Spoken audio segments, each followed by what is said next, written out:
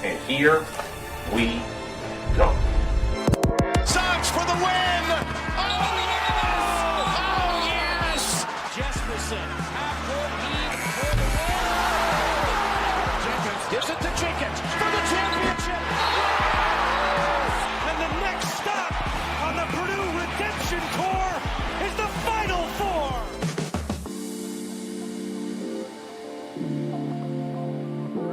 Hello, friends, and welcome back into another episode of the D1 and Done pod. This episode brought to you by the official Mountain West and SEC correspondents, the benefactors of the pod, the Hagen Hall Boys. Give us a follow on our Facebook, Twitter, which is now X, Instagram pages. Also subscribe to us on YouTube. You can find us wherever you listen to our podcast. We're putting out more shorts and videos through our TikTok and our YouTube page, courtesy of producer Jake. So make sure you get on that.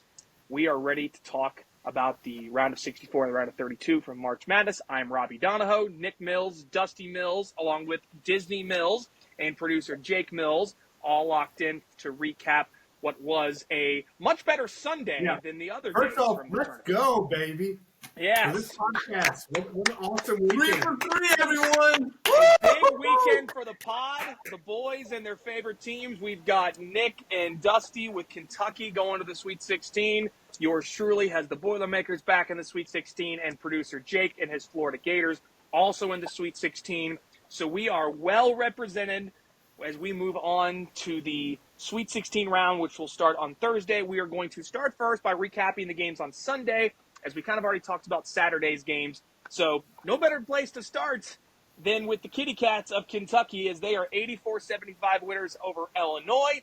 Nick, I think you said it pretty appropriately during our big bracket show. This team could go all the way, or they could lose the first game.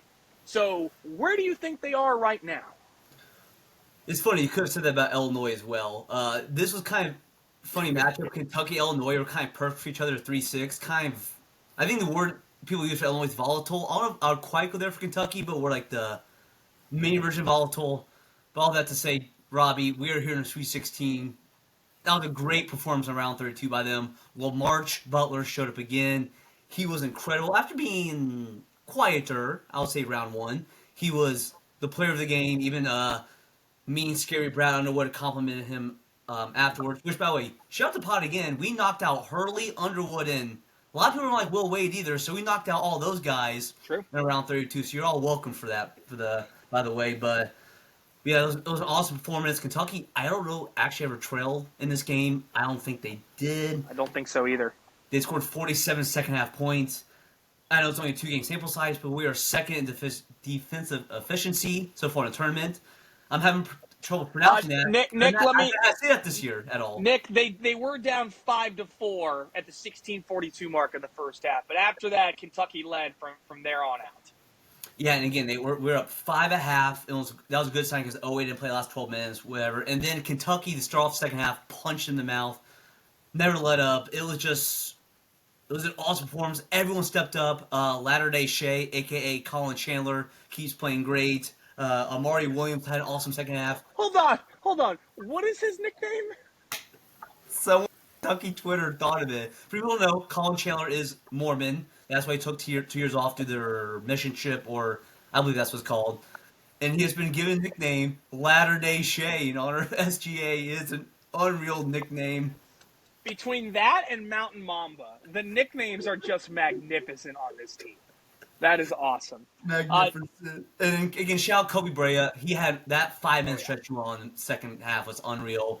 So much joy. What a year one for Mark Pope. We'll get to the rest, but a bunch of first-year coaches at their new stops. Pope, shout out Cal, shout out Dusty May, and of course Young at BYU. All these first-year coaches making Sweet 16. Incredible. Shout out. I'm just very, very, very, very, very happy. First Sweet 16 since 2019. Hell yeah. Dusty, what did you think of Kentucky's performance on Sunday against the Illini? Well, the last time Kentucky was in a Sweet 16, my wife and I lived in an apartment together. Moving on up. Good context for people. Good. She's grown up. I'm just pumped and pumped for Pope, like Nick said. Especially with the, I'm sure he wasn't thinking about this, but the pressure of Cal Party in the Sweet 16, which is still such a cool story. And BYU. Yeah. Oh, and BYU. Yeah. I'm so pumped for the Cats. I'm so pumped for Indianapolis this week. So, unselfishly or selfishly, I want to say, Robbie, pumped for the Cats. But I want to hear how pumped you are about Purdue because you were so anti they're going to make a run. And now they're in Indianapolis. We have both our teams in Indianapolis. I hope to God we get to play against each other. Excuse me, Lord. That we get to play each other on Sunday. But I hope not. I am terrified for you because Houston is so scary. But Yeah. where's your head at? Question. Yeah. So now that you say that, I would love for it to be Kentucky Purdue because that means one of us gets to have our team in the Final Four, and that's a win-win situation for me. Yes, that would be. I don't want to have to experience that. I don't think I'm going to have to. I think Houston is too physical, too athletic, and they're too good of shot makers for Purdue. But that being said, Houston has a bad tendency of getting to this Sweet 16 and stubbing their toe. So we will see if kind of that comes to fruition. But we've talked about it. They seem to go cold like around this time of the year for some reason. Right. It's for some reason the offense stops clicking when it gets to this round. So we'll see. I'm cautiously optimistic, but as I've said it before, it's all gravy from here on out. Like this is if we made it to the Sweet 16, that'd be awesome. This team needs to learn how to play as they are in a tough environment such as this. So I'm looking forward to it. I'm excited. I hate that they're playing at 10:07 p.m. on Friday night. Like that's you got the late game, Robbie. That's if it's 10:07, it could be 10:37. Very well could be. So that's way too late. Too much time to be have the opportunity to be consuming beverages leading up to that game. So we will see. But I want to get to the Illinois side of this matchup. I know we want to talk Purdue. We'll talk Purdue a little bit more in we talked Purdue Saturday night. I know. Yeah, I think we did. Right. Not be more pleased to see Illinois lose because I don't know. A more entitled prick fan base in all of college basketball right now. I'll be completely honest. Their students are the most foul-mouthed in all of college basketball. They have made one Final Four in 40 years. They had that one great team. Is that the only Final Four? I'll have to look it up. I just know they had the Elite Eight until last year since 05, so they went 20 years right there essentially without Elite. No, my point though is that 100 years without Final Four? So they made a Final Four in '89. I think that was the team that ended up losing. I think that team lost to Michigan in the Final Four that year, if I'm not mistaken. But anyway, I mean, I told a story about that Illinois fan that was sitting in front of me at the Big Ten tournament after they had just lost by 25 or just lost by 30 to Maryland the game before. And he was talking smack about Purdue losing. And he said, we beat you guys this year. And I said, you lost by 30. But he just was a constant just asshole about all of it. And that is a larger synopsis of their fan base, I've noticed. And they're the same way about that on Twitter. And I don't understand it. This Illini team has won nothing in 20 years, and they think that they are God's gift to college basketball. And I think it's a larger indictment on the program that Brad Underwood has. They are constantly underachieving. They're never good enough to be good enough, and this is who they are. They're just a solid team with a lot of talent that just gets to this point and finds a way to lose.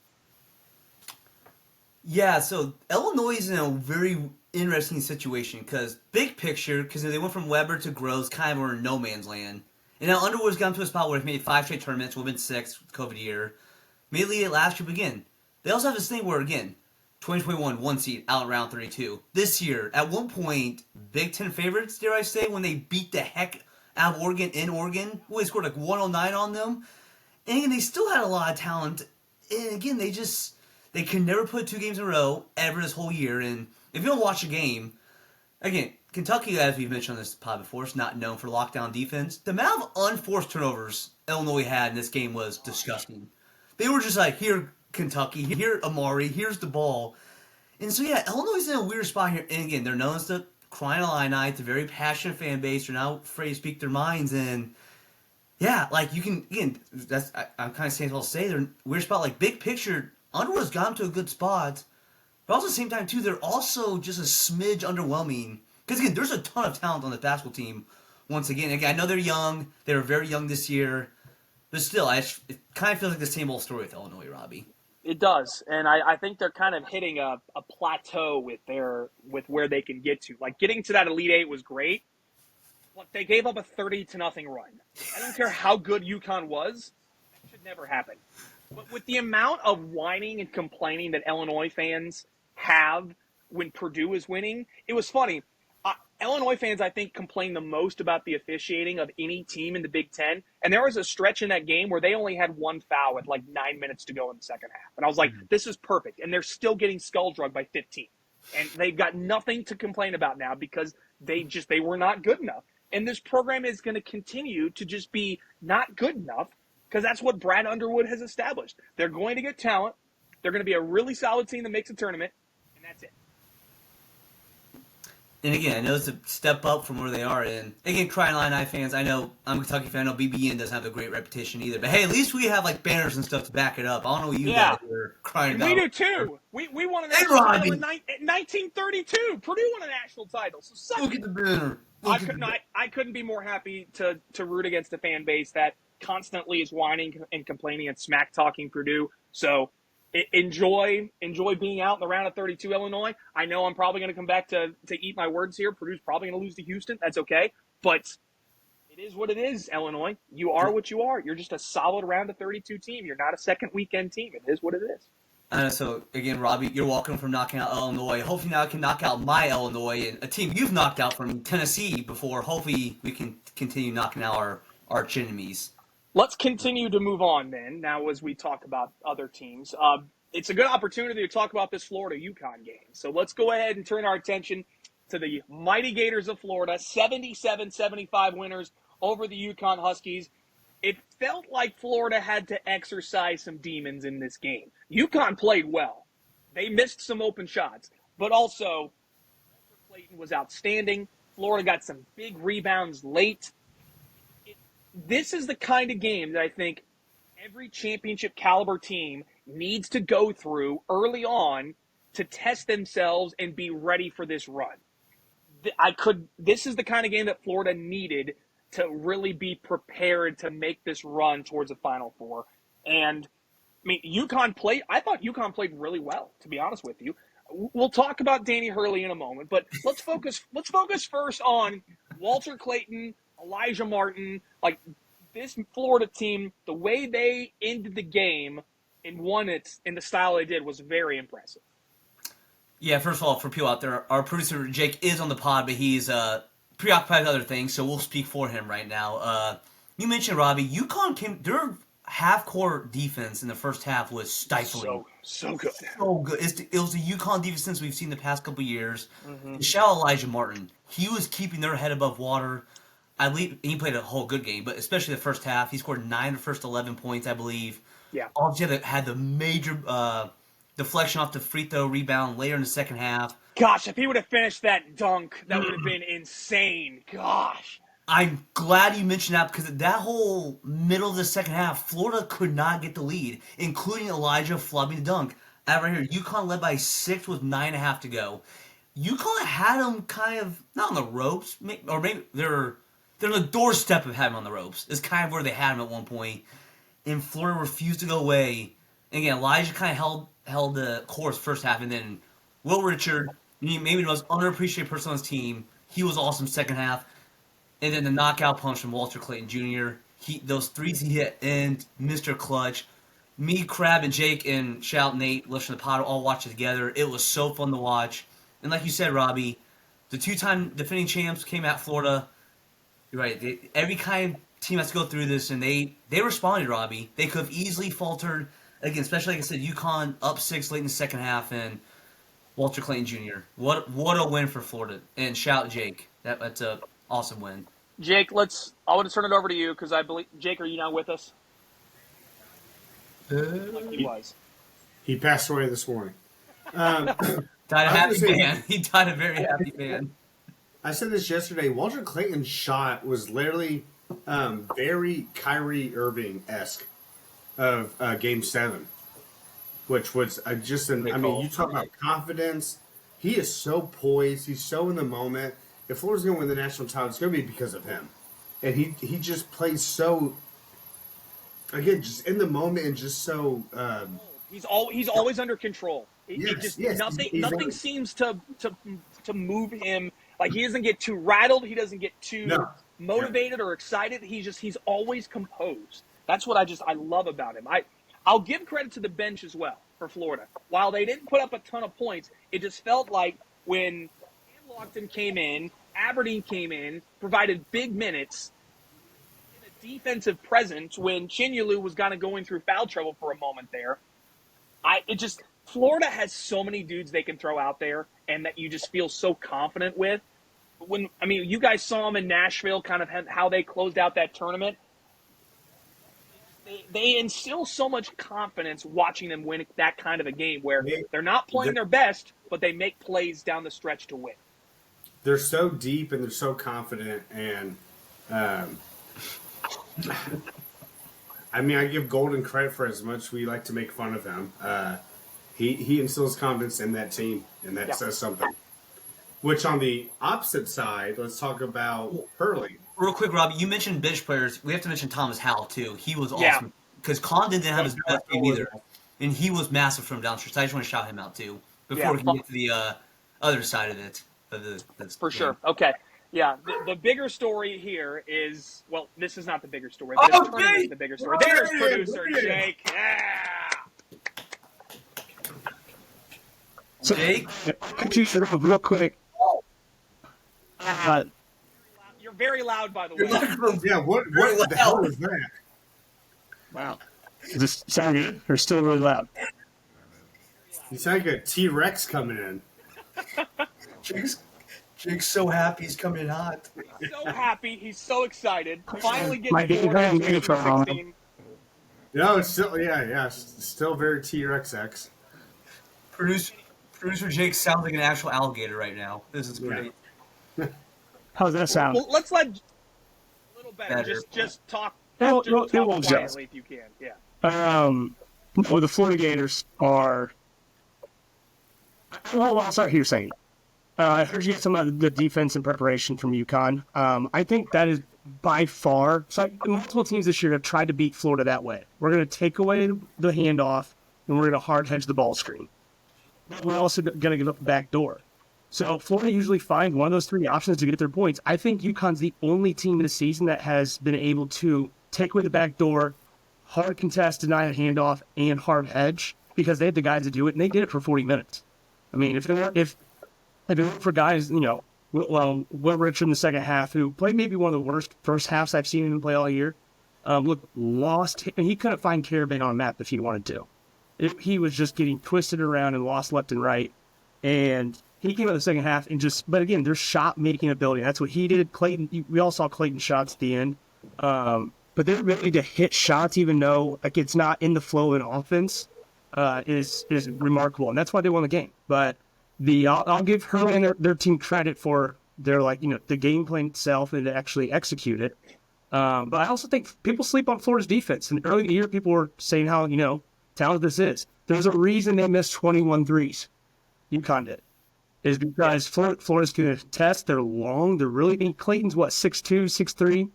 Everyone else that we start is 6'5" and above, and we have 2 or 3 guys that are 6'11", 6'10", 7 foot. So I think that's what really, really was the difference maker. But God, I cannot just sit here and smiling up, knowing that we put Dan Hurley's ass back home on a flight, send it home, keep trying. Also, I want to vent this out real quick. The night before, I wants to go on the podium in a press conference and, ask for the Duke faithful to look out for a fellow Hurley. You guys are and now you're walk out tunnel pissed off like a little kid and now tell Baylor that you hope they don't get fucked?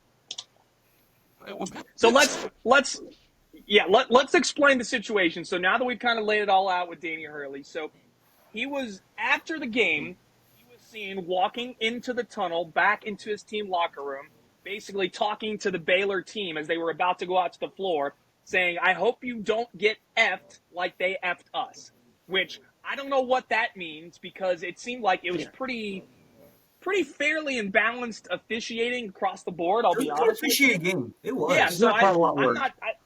I don't really see that. So that's the first part. Is it seemed like sour grapes,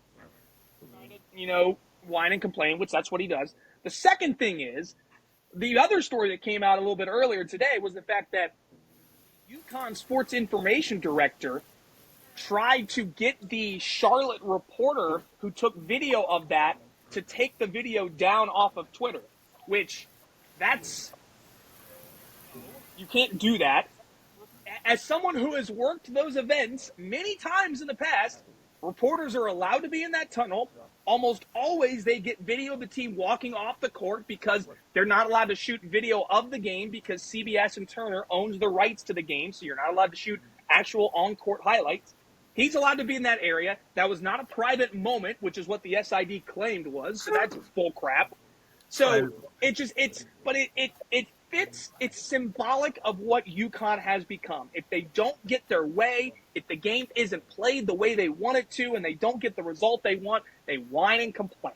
So Danny Hurley is one of the best coaches in the country. No one is going to discount that, but he's the worst losing coach in all of college basketball. It's not even a question. So good riddance. Enjoy the flight back to Stores. Start preparing for next year. Bye-bye. No, but like you said too, it's not like he's just a sore loser. He's not a fun winner. Like, there's coaches that we watch when they win.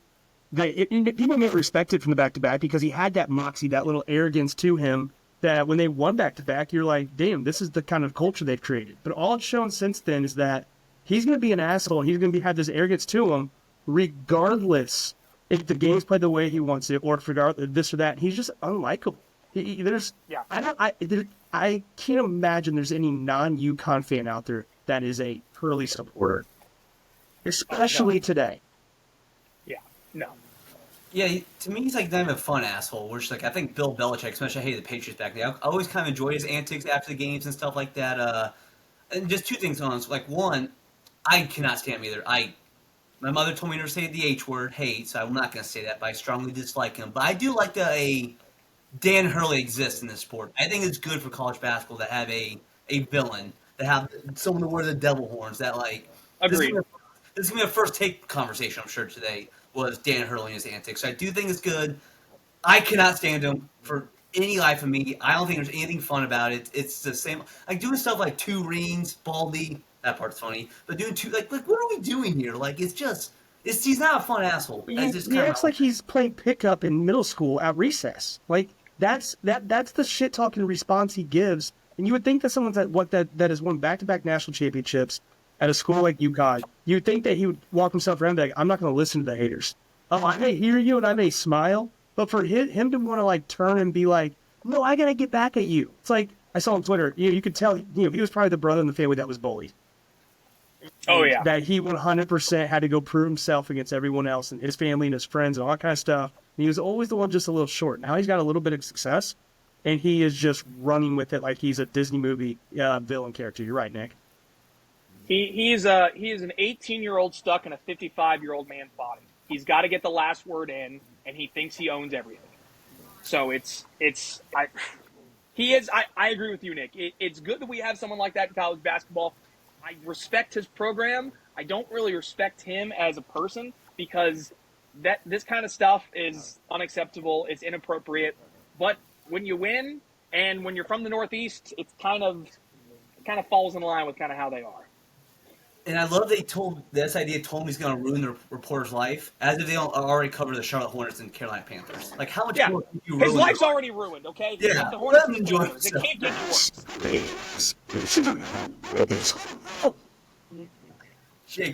Jake, Jake, we didn't understand a word of what that was. vacation quote I got. This is why my microphone's doing My this. heart rate just went up. Dusty, I'll give you the last word on Dan Hurley. I try to be patient with him. He's annoying. He's just annoying. He's a brat. I disagree with you guys that we need someone like this who's like a villain, where it's okay to be like Coach K was a villain, But he wasn't. Besides, like the quiet thing that we always like to joke about, Hurley is an asshole. And Go ahead. Go ahead, Nick. Jim Calhoun was an asshole too. So I guess it just kind of fits. I don't know. Okay, to me, like, he is. I see what you're saying, Crab. At least he is like one, and like again, as bad as he is, he's never done anything to what Chris Beard's alleged he's done. You know what I mean? Like, at least he's never crossed a certain line. No, I don't think he's a bad person. That's what I'm saying. Like, as long as you're still like not doing generally anything like horrific, you're just a genuine asshole. I still think that is great for the sport, especially he's winning too. So it's not just he's finishing sixth in the big league. I guess my whole thing is like get over. Okay, so let's do this then. The last team to win back-to-back titles was Florida. There you go, Jake. And at the time, I was a diehard Florida fan. Billy Donovan would never act like that. And I'm not telling you how to like present yourself, in a sense. But Hurley is he's so unlikable. And you know what? I love that he does I won't say this. I love that he does the, hey, back-to-back rings. Well, guess what? I hope Creighton beats the shit out of you next year. Like, he is just so unlikable. Can you imagine him coaching LeBron and Luka Doncic right now? This was talking. So today when I was working, that got brought up on one of the ESPN shows, and they were literally saying like he would not survive that environment, which I'm actually kind of. Well, I thought that too, Robbie. I wonder if he would, but how quickly would LeBron just be like, okay, get the hell out of here? Wait, yeah. Do we really believe? I mean, he didn't really get the offer for the Lakers job, right? They offered him. I think he got offered. Is this a place? Well, for what we know. But I don't think everyone's going to take it. I think he's just driving the price up at UConn. I don't think he's ever going to take it. Yeah, I think we were just trying to get the UConn price up for him, and I think it was all just. Just think about it. Think of the asshole he is. You don't think he'd be behind his back story to get him more money? For sure. I mean, yeah, he was reportedly offered 6 years, $70 million from the Los Angeles Lakers. So there was an offer in place. Yeah, it's possible. I think that whole thing is fake. Let's end it on great win for Florida. They're on to the Sweet 16. They play the Crab 5 of the Maryland Terrapins. Our first buzzer beater of the tournament goes to the freshman phenom, Derek Queen, as Maryland defeats Colorado State 72-71. A genuinely excellent basketball game. We have to give a ton of credit to Colorado State. The Mountain West, some respect this year. They don't have a team in the Sweet 16, but New Mexico played Michigan State really well. Colorado State is a buzzer beater away from being in their first ever Sweet 16. I hate that Derek Queen made that buzzer beater on former Purdue Boilermaker Ethan Morton, who could not have defended it much better. That is such a tough shot, falling away to your left and going off glass from that angle. I'll begin with you because you have been the resident Maryland guy. How do you like their chances against Florida? Was that to me? Sorry, you went in and out right there. The microphone did. I was saying, so what do you think of the win over Colorado State, and how do you like their chances against Florida? I don't love their chances against Florida, but we'll worry about that for Maryland down the road. In this sense, though, this is a game Colorado State jumped on pretty quickly. They were down pretty much the whole game. Again, the Crab 5 had to carry it. They scored 69 points. Nice. Shout out to them. They had to carry it again. And again, too, I believe they're not up fourth a minute. And Colorado State takes the lead. Obviously, it was 3.2 seconds, and they still rally back. Shout out Derek Queen. We can talk about now whether it should have been a travel call, but irregardless, it was not called. I'm glad they did not call it. Which, by the way, it was so perfectly X/Twitter that everyone's complaining about there's been no buzzer beaters. Then we finally got one, and then the whole discussion became, oh, he traveled. It was so beautifully Twitter. I love it so much. But shout out Maryland. Because they usually Maryland in it, right? I think so often. I believe this is only their second weekend since 2002. They found a way to win. They played 5 games. Kevin Willard is probably his first second weekend appearance.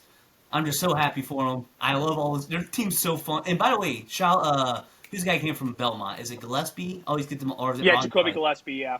I just want to say shout out Belmont. They have 3 guys now in the 316 from their team 2 years ago. So that team, everyone was a wagon. And poor Colorado State. You go from almost going to his first Sweet 16 since 1969. Again, actually, nice. Instead, now Medvedev is gone and your season's over. So tough for the Rams, but shout Maryland. Don't love the matchup next week, but that's we'll cross that bridge when we get there. Is Nick Clifford an NBA player? I love him. I think he should get a chance. He's long. He's athletic. He can shoot it. He can rebound it. Like he's got everything you kind of need for an NBA caliber player. Like he was great. I mean, the big shots that Colorado State hit down the stretch of those games. That three that Bowen Bourne, or who was that? That was Bourne, right, or Lake. Jalen Lake. That took some cojones to take that shot to take the lead. That was impressive. I mean, it also he was like 4 steps behind the 3-point line. That was like 3. But for him to, what I meant by wide open too is, I know there was some depth there as well, but they came out in that 2-3 zone, which I thought was interesting when you're up 2 towards the end of the game. I figured zone's the last thing you do. We do. But it was. I think it was a design. I mean, again, I don't know. I haven't watched a bunch of Colorado State. I don't know if that play was designed for Lake, but you can tell when they did a close up replay of forget who had the ball, but he started backing down on the right wing. And Nick Clifford. Yeah. Second he turns. I mean, it was like he was looking for Lake over there because he knew that Queen was going to drop down. Think of like a 1-3-1 where the guy's got to rotate down. That's kind of what Queen was. He was all the way over, and he was just right over to him. But like I said, it looked designed, and I cannot believe they came out in the zone and gave up that shot. But in the day, it didn't matter. Yeah, I thought that was just good. I really didn't think it was all that terrible. I think they're also close to Clifford on the end. Which, by the way, I forgot to mention earlier. Shout out Queen, because apparently he reportedly said he went in the huddle. He told him to give him the MF ball. Yeah. And boy, was that the right call. So that's awesome. I love that Dan Dockich is getting roasted on Twitter today for a freezing cold take he had that said, "Good thing IU doesn't have that guy coming into his locker room." Yeah, because that would have been their problem this year. So good. Exactly. That's the issue. Yeah, right. Also, too, speaking of freezing cold takes, shout out, he is a Gator. So shout out to Freezing Cold Takes for rooting on the Florida Gators this coming up this next week too. But Nick, I agree with you. I don't like the matchup for Maryland against Florida. I think they're not going to be deep enough to be able to handle the pounding that they're going to get inside on the glass. I would imagine Florida has 15 or more offensive rebounds in that game. Maryland's just not a very big team. They can be physical, but Julian Reese and Derek Queen are not guys that keep you off the glass. And their guards are going to have to shoot 8 to 10 threes each and shoot above 50%. They have to outshoot our guards, which I don't think Mike's done this year. Not going. And I don't think it's going to happen. But anyway, I'm excited to see it. Four big men to throw at Queen. They have to put Chinula on him just from the go. If Chinula picks up 2 or 3, then they'll throw different options at him. But they're going to put Chinula on. Lockton will go in. Yeah, they've got a bevy of riches there for Todd. So yeah, I think Florida will be in good shape. Let's talk about the other. Well, now that we're talking about the Mountain West, well, let's mention New Mexico because I thought they played pretty well in this game, and Michigan State's a good team. What'd you say? You went out again there at the Robbie. What'd you say? Yeah, I'll say it again. Michigan State is a damn good team. Yeah! They are, and maybe that's just I think I watch too much Big Ten basketball because the more I watch, the more I dislike these teams. And I was kind of the same way with Michigan. I felt that way about Illinois all season long, in my opinion. But Michigan State is not going to be the most talented team the rest of the way. But they are going to play the hardest, and they're going to be the most physical, and they're going to be the smartest team on the floor for the rest of the tournament. Trey Holloman was great. Jace Richardson, even though he was 1 for 10 from the field, Michigan State still was great. Jaden Akins finally stepped up in a big game, made some big shots. This team plays so well together. They're such a great cohesive unit.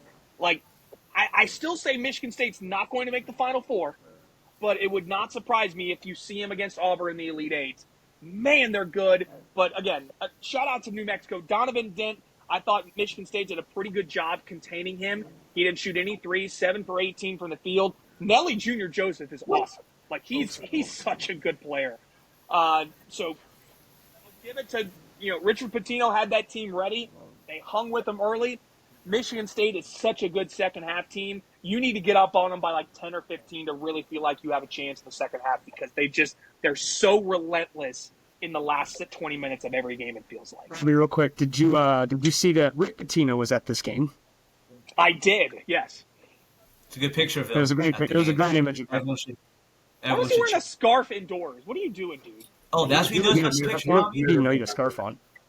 Yeah, I know he had a scarf on either. I was watching something else on I should have taken away that part of it. But anyway, Nick, again, resident Michigan State lover, here's your moment. What did you think? You mentioned at the top, Robbie, watching Big Ten basketball, how you kind of get suckered into not liking the team, whatever. I usually do not like Michigan State teams. This is the first one in a while. It felt the most old school Tom Izzo Michigan State team. Not much talent. They have these ram guards with giant headbands on who talk a good amount of smack. And it's just a ensemble. Okay, so they had 4 starters score 6 points or less. And they had 3 guys come off the bench score 8 points or more. And that's just kind of what the team's been. Just been different guys. It's a different guy every night. My boy Frankie Fiedler had 10 points. Fiedler was great. He was so great. good off the bench. And the other thing about this team, like you said, Robbie, every time they're losing at halftime, they seem to win. I don't understand it. New Mexico was winning at halftime, either shot 52 or 54% in the second half and lost. That's just crazy. That to have all that going. You mentioned Jace Richardson could hit a shot. Fierce didn't make a shot the whole game. Grant only took 2, but they're just kind of relentless. I think is what someone used. I saw on Twitter the other night. I really like this team. I think Ole Miss is actually a very interesting matchup for them. But interesting, yes. I'm just so glad at least got to the Sweet 16 for me, Robbie, because gosh, the victory lap you guys could have taken if Richard Pitino had knocked him out. Waiting on, but I truly believe I think this is Tom Izzo's best coaching from start to finish in the year. One of his best coaching performances with the talent and just how he puts these guys in positions against teams. And I'd say, in over 10 years. This is highly incredible. And I thought this team had no chance getting to the second weekend. If you ask me, on February 1st, I got an argument with some friends, literally about how this team is just not very talented, not very good. They lost 2 of their next 3 games. I was like, okay, I'm on the right page, and Izzo has just kind of done one of these to me and just kind of shove it down my throat to make this run. And I can definitely see them, and he's going to know how to let's say to get it to Auburn. If I was Auburn, I'd be worried about playing that Michigan State team. They can't match up with you, but you got Izzo. And Izzo's going to know how to beat Auburn. Yeah. Real quick, for Jake not believing in the Sweet 16, this from a friend who's a Michigan State fan. He sent this in a group chat last night. Here's Jake Mills' text message. If I'm wrong and Michigan State is in the Sweet 16, by the way, sweet spelled S-U-I-T-E, 16. There were some beverages consumed that night. Please take screenshots right now and light me up. Just speaking on what I believe right now. Close quote. So the second the game hit 0, that screenshot came in. I went, "Damn." Well, let's talk about the team Michigan State is playing. That was a Chris Beard Ole Miss team last night, beating Iowa State 91-78. I mean, TJ Otzelberger is going to be having nightmares watching Jamin Brakefield and Sean Padula just going off against his defense. Dusty, what did you think of that game? Obviously, Ole Miss or Iowa State's a team that we have kind of been iffy on for a while, and Ole Miss has been a team that has shown promise. But you mentioned it in our big bracket pod. There's times where Ole Miss just stops scoring. They didn't have that last night against the Cyclones. Yeah, I was actually highly impressed by them over this weekend. I'm pretty pumped for them this weekend. They when they have, let's just say it this way, when they have momentum, they seem to just play in a way that you don't want to see. I'm talking circles right now, but they look so good over the weekend. Yeah. This is, if I hate, I hate this conversation. You guys have heard me say this. I don't see them as a quote Final Four team, but I could see them going and winning 2 games over this weekend. Apparently, Ole Miss was in the Final Four for the first time in program history, and it's just like, holy shit! Like holy crap! Sorry, You're good. They just got here, and they're dangerous. And I think they did a great job proving that, especially with like North Carolina coming in, and then we talked about this on Friday or Saturday, where it was North Carolina made this run after Ole Miss had the huge lead, Yeah. and they just kind of shut them down at the very end of the game. And I mean, this is a scary team, so I'm pumped for Ole Miss. Yeah, I'll say this as I love Kentucky. I'm more excited about Ole Miss than anyone else in the Sweet 16 right now. How's that? How's that for our sake? I like Did that. not have that Okay. on my bingo card. I sure didn't either. That region is fascinating. Yes, it is. I mean, Auburn is going to have its hands full. That Ole Miss Michigan State game might be my favorite Sweet 16 game because it's two physical, intense, hard-nosed teams. You're going to have some cuts and some blood across some arms in that game. It's going to be pretty gnarly, but that's going to be just a blast. Let's go through. We're going to leave Oregon, Arizona for last. I want to get real quick on Iowa State. What a weird year for them. What a Yeah. weird year. So much expectations. It just after February 1st, they just never get off the mat. they've been doing this. You start. Wow, they're really good in November and December, and man, they don't look good here in January and February. And okay, maybe we start believing them in them again, and then it's like round of 32 or Sweet 16, they're done. They feel like they've kind of hit a wall with Otzelberg, and it would have been different with Keyshawn Gilbert. Losing him, that hurt, but still, just something about this team, this program, just leaves a little bit to be desired overall. So it will be. I mean, we'll see if they can finally break through at some point, and maybe it will be next year, but we'll have to wait and see. I mean, they brought back everyone from last year's team. This was kind of supposed to be the year for them, and they get put out in the round of 32. Real quick, we'll mention Duke, no problems with Baylor. Alabama didn't have any problems with St. Mary's. Surprise thoughts, seemed like everything kind of went according to plan in both those games. Yeah, for Duke, sorry we're not covering you much. I promise not because we have some biases towards you. There's really nothing to report. They're just taking care of business right now. There's really They looked great. They looked phenomenal. Like, it was that. What was it like the 7-minute mark in the first half where they just went on a run and it was see ya, they're gone. And it was right around when Fly got a second too. Is when it kind of flipped too, which is kind of interesting. And Alabama, they're the first team in 105 games score 80 points on St. Mary's, so good on them. So and then St. Mary's is kind of just as much as I don't believe this kind of. This is what they are. This is what they are. They're good. They're a good program, a good team. This is just kind of where it all flames out. It seems like for them. Yeah, that's really all I have. And Crab, you mentioned Ole Miss, or someone said Ole Miss Michigan State's their favorite game in Sweet 16, which I think is very justifiable take. I think BYU Bama is my favorite. That's going to be a shootout. I cannot wait for it. Mormons versus Southerners, baby. Let's get it. Get your track shoes ready for that one. That is going to be a blast to try to keep up with that one for sure. We end it on some guy at Arizona having a slightly decent game. Woohoo! I'm eating my words on Oregon, and I kind of bringing it all back here. I've become numb to how much Big Ten basketball I watched, where I did not believe and trust in Oregon at all. But you get out to this big lead on Arizona, then you let up, you start missing shots. Caleb Love starts getting into a rhythm. He starts making shots. KJ Lewis comes off the bench and makes some big plays. I'm not surprised Arizona's here, but I'm kind of surprised that they won a game like this because this feels like so unlike Tommy Lloyd's teams to win this kind of a game. Yeah, for UNC, was it 19-4 Oregon? I believe the start off the team, they punched them in the mouth. And I was very worried, like, oh boy, this might be over before you know it. But then Arizona, like you mentioned, Rob, just came storming back and almost immediately. They led at halftime by 4 points. They scored 42 the first half. And Caleb Love, maybe the best game of the season. He was phenomenal. No, not maybe. It was his best game of the season. Yes. Yeah, I mean, he may have gone off against, like, I don't know, Cal State Bakersfield in the game. If, like, notable games, that was the best he played. And Arizona's interesting now because, again, they almost beat Houston in the Big 12 title game. That was, like, a very toss-up game. They take care of Akron Friday night.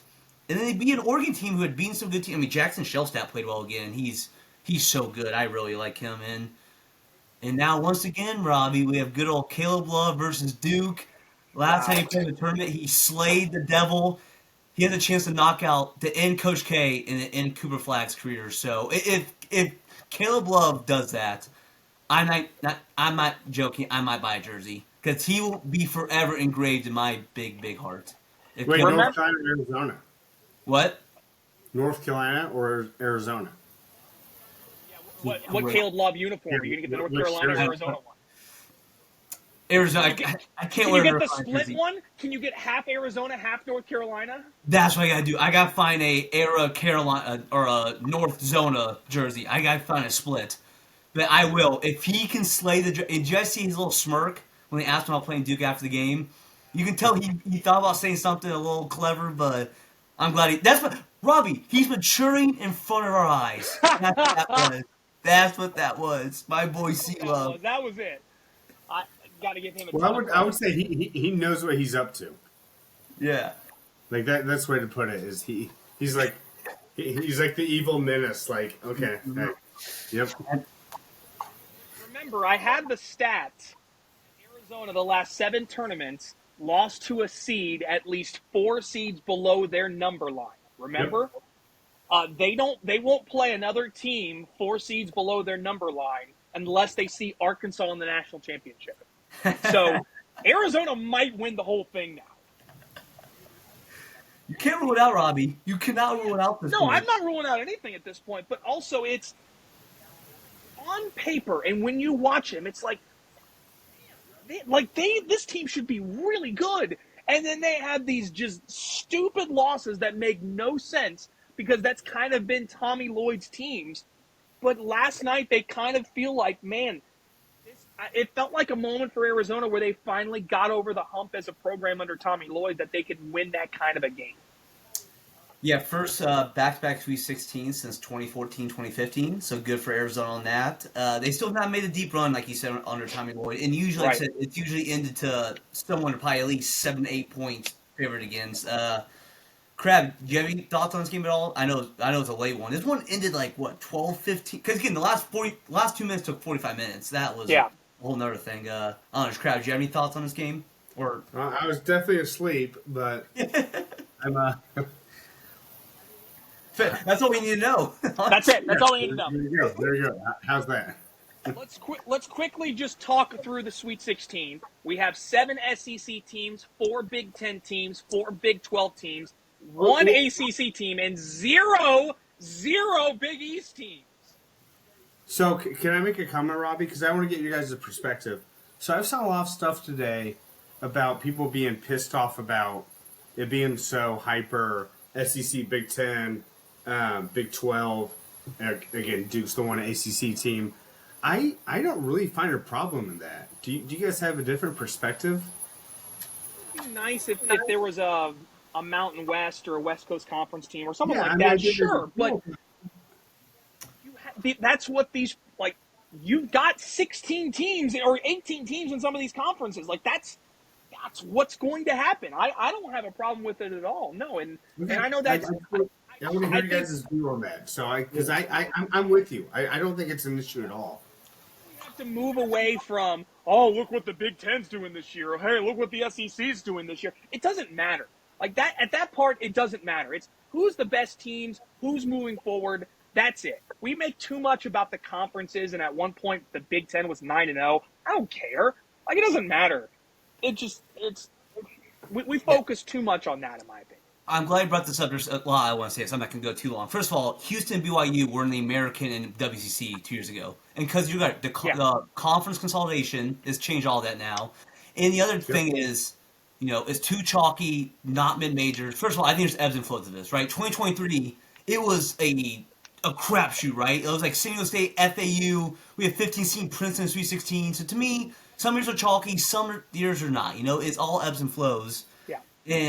And the other thing, like, there's no mid-major. In 16, 17, 19, the only mid-major in the Sweet 16 was, quote-unquote, Gonzaga. Okay, so this is not anything new.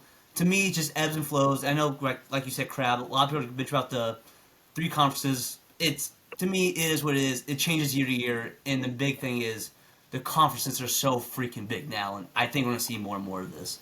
Yeah, I agree.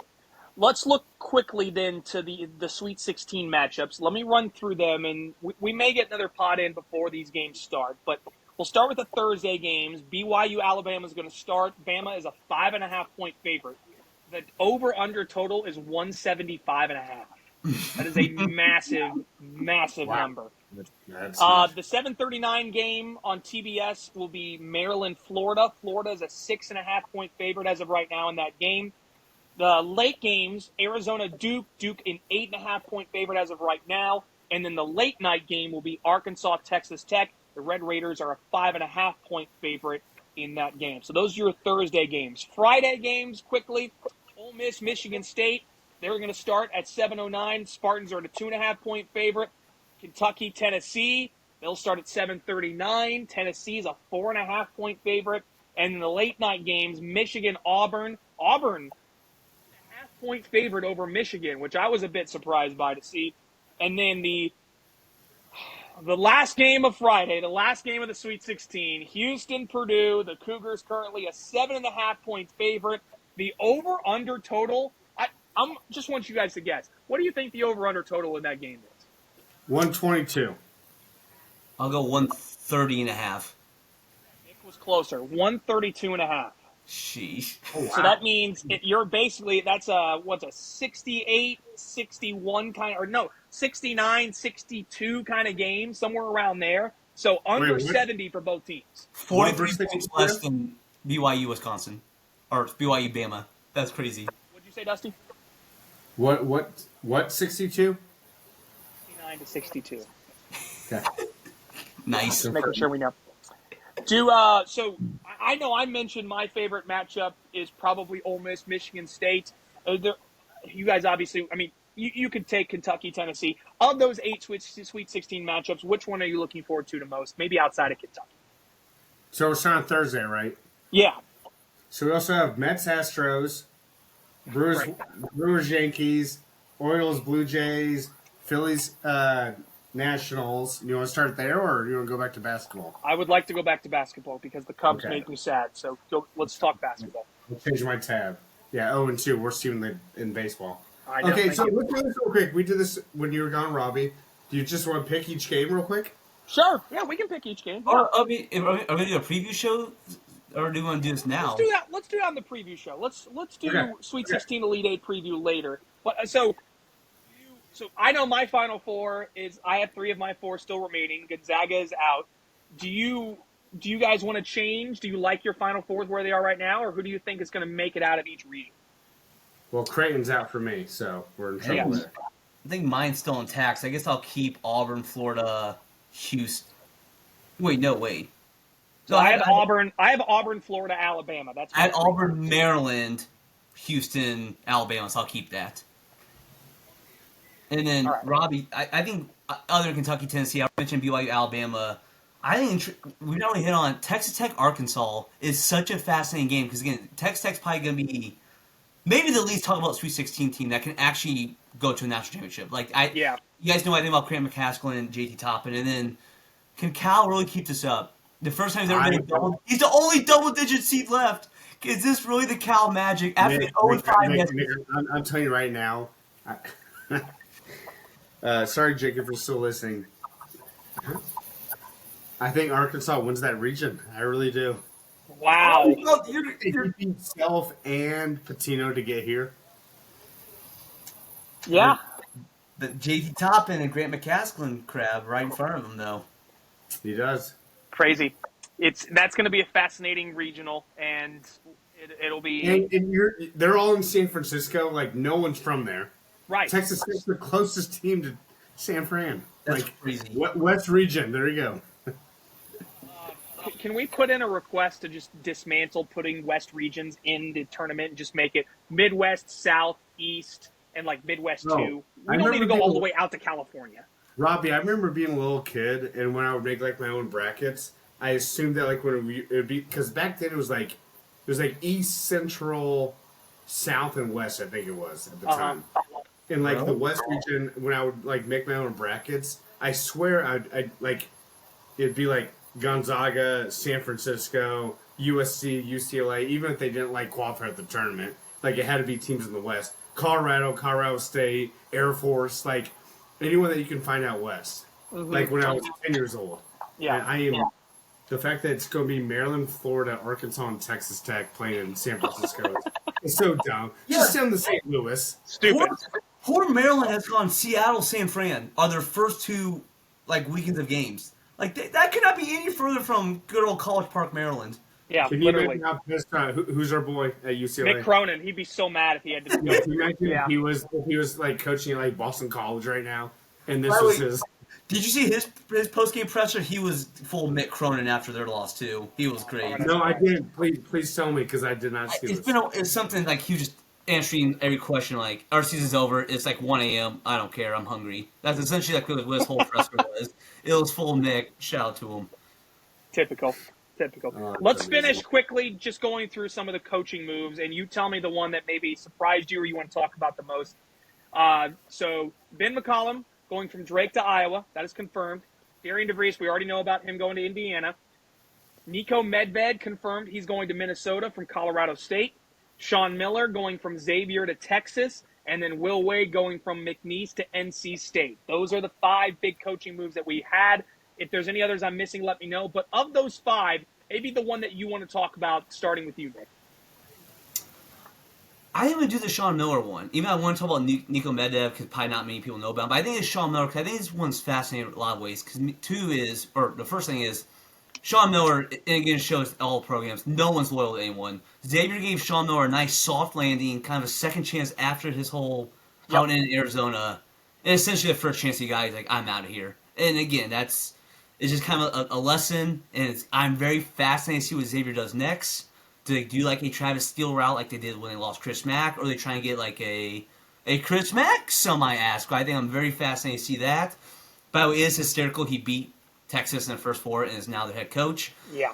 And the other thing that I want to bring this up is Texas basketball is a fascinating job to me because guys like Shaka Smart and Rick Barnes have left and gone on and done better things at other places. Yep. It seems like it should be a great job with all the resources in the SEC now, but just the fan base is not really seeming to care about basketball. You're probably the 3rd most popular sport on campus, other than like Rick Barnes and probably not possibly. They are the 3rd most popular. They might be the 4th men's basketball. They might be behind women's basketball, honestly, because Vic Schaefer and the women's team, they are rolling. They can pass today too. Yeah. That's a great point. Thank you for you are safety behind the barrel. I think Texas basketball is such a fascinating job. It sounds good on paper, but I don't totally know if it is. And again, Sean Miller, I think 3 Elite Eights in 5 years at Zona. It's not like he's not been bad, but he's just kind of been fine since then. So yeah, I just think it's a very fascinating hire in all those facets. I think it fits. Kind of need a sleazy, meh kind of guy to be the coach at Texas. That was kind of Chris Beard for a little bit there, and then it all kind of fell through. Obviously, Rick Barnes wasn't that way at all. Rick Barnes is one of the most highly respectable people in this business. But with kind of where Texas is going and the amount of money and funds they have at their disposal, that the Sean Miller does feel like that does make a lot of sense. Dusty, of those other coaching moves, what's something that jumps off the page to you? I mean, I don't have one that stands out. I mean, I think none are surprising, to be honest. Yeah. It's just kind of moves that kind of we're doing, we're happening behind the scenes, and the whole DeVries thing going to IU and admitting that they're having conversations. And I think we may have talked about this over the weekend. During the season, that's just kind of where the sport has gone, and I don't think it's BS at all. And if he truly did sit out his son, then to me, he was doing the job. I mean, unless we change the portal situation and the timing of it and the NIL stuff, I get it. And so, kind of like the Will Wade thing, it's okay to, and that's the thing Nick and I talked about over the weekend, like the Will Wade thing, it's like, it's okay to look at your players and be like, hey, I have a better opportunity, but let's go kick ass in the meantime, right? So to me, none of them are surprising. Good for these guys to go get paid and move on to the next adventure in their life. And so no, I'm not surprised by anything. It's an opportunity for all of them, and good luck. How's Yeah. that? And in 2 years, probably get another opportunity to move on. Sorry, Nick. Go ahead. Do you think it's a good hire though for IU? Yes, because I think IU needs to get out of their own place where they keep wanting to hire these. It has to be an IU person. And I think Or a they've been Bob Knight person. Yeah, and they've been obsessed with that for 25 years since Davis left. Honestly, and I mean, I still think they should have brought back Crean, but I mean, seriously. I mean, I know that's funny. Just for the memes to have. You mean that like would be great. you mean like this year, Crab? They shouldn't have fired him originally. You mean they should have brought him back this year, or I think they should have brought him back this year. did you not see him at Georgia? Well, he made the tournament. No, he didn't. We're getting off track here. Oh, you're right. I just not really felt that way. I just took me off guard. No, sorry, Mike White got him the tournament. Sorry, absolutely off on that one. Hey, sometimes you have to go backwards to go forwards. That's what some people have told me. So Shout yes. out Miller. Yeah, example. Yeah, hey Jake, producer, mute that one. He can go back and fix. That's fine. Yeah, this I will. that Oklahoma took the lead on over the weekend. But go ahead, Robbie. I will say I think the most intriguing hire has been McCollum to Iowa because Drake, notoriously one of the slowest paced teams in college basketball, he's now taking over an Iowa program that is one of the highest paced teams in the country under Fran McCaffrey. So they are going to undergo a complete facelift with the Hawkeyes. But everywhere Ben McCollum has gone, he's won. McCollum's kind of a dick, but he wins games. So So he's Iowa gonna, needs. yeah, but he's going to turn the basketball team into the football team, right? And just be Kind of fits. I mean, that's what scoring, Kirk Ferentz slow, is. Yeah. boring. Yeah, but if they win games, that's what they want there. They haven't made it Sweet 16 in forever, so this would be kind of a step up for Iowa. So I think the Nico Medved to Minnesota hire is an interesting one. I'm not sure Minnesota could have really done much better. That's such an odd program. Ben Johnson did as well as you could possibly ask for with all the players he kept losing. So I think all of the moves make a lot of sense. I think maybe the team that got the best hire might have been NC State. I think Will Wade is an excellent coach. He's going to get the most out of that program because he's not willing to, or he's not afraid to get his hands dirty and do some sketchy stuff. He's going to do great at NC State. So I think all five of those moves do make a lot of sense. So And Nick, just one more thing I want to note: Villanova is still open, so I'm still very intrigued what's going to happen there. I guess by the way, Ryan Odom to Virginia. I think that's another one we. I think is that confirmed yet? If it's not, I think it'll lean that way. But again, Villanova, I have no idea. Yes, just got introduced today. Ryan Odom is now the head coach at Virginia. So there's another one. So Ryan Odom is at Virginia now. He goes from VCU to Virginia. Remember, that is the most ironic hire in the history of college basketball. You are the first 16 seed to beat a 1. Now you take over that 1 seed team. That's amazing. Awesome, so good. Amazing. Virginia's about to start playing a lot faster. Yeah, that's kind of like the opposite of Iowa. You're right. That's going to be quite the whiplash. In Villanova, please hire Richard Pitino so we get both Patinos in the same conference. That's all I want to say. Honestly, wouldn't be the worst hire, I'll be honest. Right? That's what I'm saying. Start the campaign, Richard Pitino to Villanova. Make it happen. We need Make it happen. All right. That'll do it for this episode of the D1 and Done Pod. Dusty, you have one more thing? Steve Ballmer, 69 years old today. Steve Ballmer. More importantly, happy birthday to Peyton Manning. It's Peyton Manning's birthday today, too. So what's he, 50-something? Wait, Robbie, today's really Peyton Manning's birthday? 24th. Yeah, he's 49 years old today. So is Mike Vanderjagt. They have the same birthday? Oh, that's amazing. That's not one that we also publicize. Peyton Manning famously called him the liquored up kicker. So that's just hysterical. One of the best lines ever. So that'll do it for this episode of the D1 and Done Pod. We will come back probably to preview Sweet 16 Elite 8 here at some point before Thursday. We'll get the guys together and get it squared away. Hopefully, real quick before Robbie you go, let's just once again Purdue and the Cats in Indianapolis this weekend. And Florida. How freaking awesome is that? That's awesome, and you guys will have boots on the ground. It sounds like, so that'll be great. Mm-hmm. they have priced out the lowly, hardworking people in the west side of Indianapolis that can't really afford to be there. So you guys will have to take up the mantle for me and enjoy the fun. Can I give you a great quote? Sure. I was texting two of my Kentucky teammates last night, and I was like, "Hey, there's a place to stay if you guys want to come to Indy." And one of them texted me back and said, "$250 in the upper deck. Fuck that." Yeah, that's kind of how I feel too. Yeah. So that's you're pricing out the normal people So there. excuse my language, listeners, but that was a great text. Doyle, someone make sure Jim Irsay does not open the roof. Someone keep a good eye on Jim Irsay. No, that'd be awesome. open the roof. Please open the roof. That would be awesome. Please Yeah. open the roof. Let's get weird. That would be amazing. Guys, I can't do an Irsay voice. Don't put it past him.